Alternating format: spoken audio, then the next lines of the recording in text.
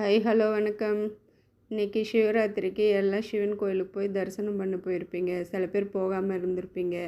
போகாமல் இருந்தவங்கெல்லாம் இன்றைக்கி அபிஷேகத்தை பாருங்கள். இது பஞ்சாமிர்த அபிஷேகம் நடந்தது. இப்போ பால் அபிஷேகம் நடக்கு.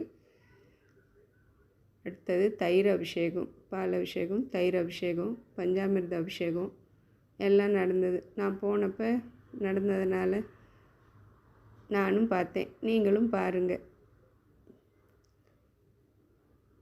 சிவன் எப்படி இருக்கார் ஜம்முன்னு இன்றைக்கி பால் அபிஷேகத்தில் குளிச்சுக்கிட்டு இருக்கார். தக தக தக தகன்னு பால் அபிஷேகத்தில். இது அங்கே இருக்கிற தேவி சிலை. கட்டுமான வேலை நடக்கிறதுனால பின்னாடிலாம் காட்ட முடியல. குளம், பெரிய குளம் இருக்குது. இது கொடி கம்பம். இதுதான் மிஸ்டர் சிவன் இருக்கிற கோயில், அவருடைய தலம். நல்லா இருக்குது. 2000 வருஷம் பழமையான கோயில்னு சொன்னாங்க. இது கொலையாளில் இருக்குது. சாம்ராஜ்ய நகரா, கர்நாடகா சாம்ராஜ்ய நகராவில் இருக்குது. சாம்ராஜ்ய நகரா கொலைகளா. இவர் தான் மிஸ்டர் சிவன், இந்த கோயிலுக்கு அதிபதி. இது நந்தி, பெரிய நந்தி. இது கோயில் முன்வாசலில் இருக்கும். இவர் சிவன்.